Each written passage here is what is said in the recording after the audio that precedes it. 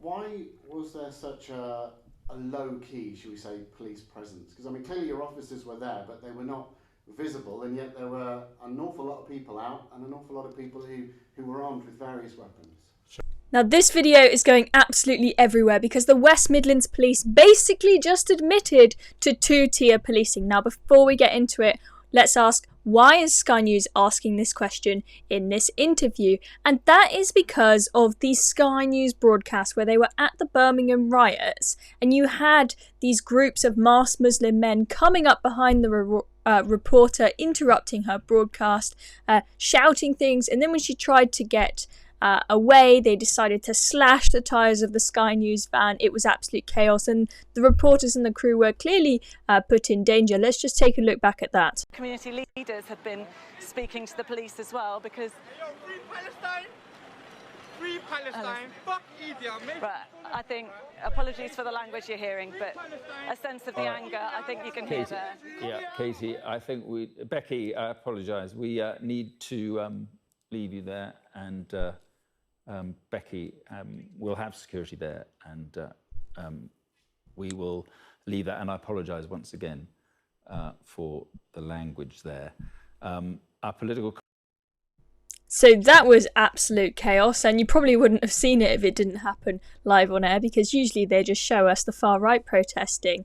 But clearly after this, Sky News wanted answers as to why there was appalling two-tier policing going on, where there just did not seem to be much of a police presence at all for groups of masked Muslim men, many of whom were carrying weapons. Remember, this was also the live Sky News broadcast where we had Sword Boy appear, just casually hanging out at that McDonald's at that roundabout there, just, you know, carrying a sword. There he is. He's got his sword with him, just hanging out. And we've seen loads of videos, I'm sure you've seen them on the internet, of gangs going round, not just in Birmingham, but in places across the country, carrying a load of weapons with them. Yet we're still always told, oh, it's just the far right out protesting.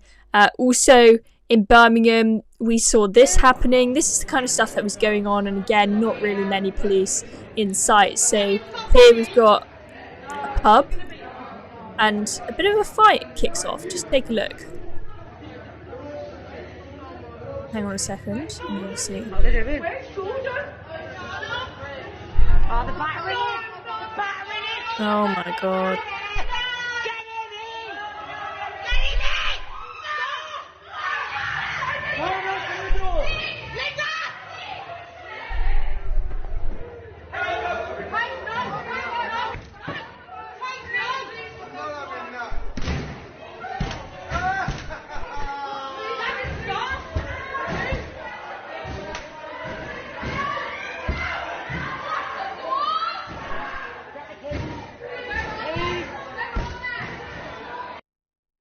Absolutely terrifying stuff going on. That's just one example of many of violence breaking out and just not many police in sight. We've had violence breaking out, we've had groups going round Birmingham chanting Allahu Akbar with their weapons, their sticks and their machetes and their knives in hand, and barely any police in sight. So let's just go back to this Sky News interview where we try and get answers as to why there is such a small police presence when it is people who are not white out protesting or rioting, should I say.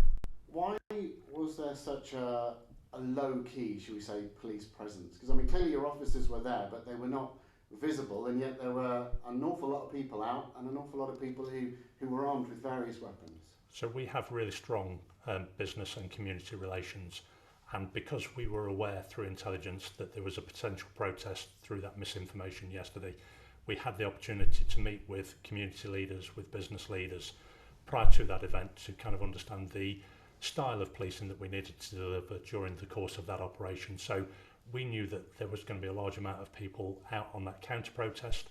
We knew who the vast majority of those people were.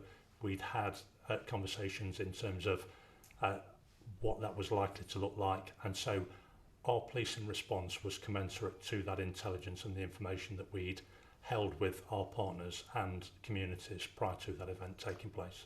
even given there were so many of them clearly armed, I mean, would you do the same if it was an EDL type situation? So we've policed in response to the intelligence that we received at that moment in time. What I would say is that the vast majority of people that attended that protest yesterday did so law-abidingly, and they did it with the right intentions. There were just a small minority of people that attended there and were intent on causing either criminality, disorder or fear within our communities. What we saw was a response from our communities where they were trying to kind of make sure that that was policed within themselves as well, and trying to deter people from taking part in that disorder. And as a result, we've been able to go on, gather that evidence, gather that information. We have made arrests. Well, we've made an arrest this afternoon. We continue to try and make arrests in terms of those people that were involved in those disorders yesterday.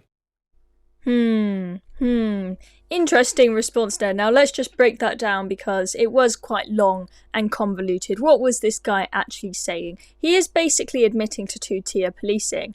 But what he is saying is that the reason why we had two-tier policing and we did not have a proper police presence at this protest / riot that was going on was because we spoke to the communities.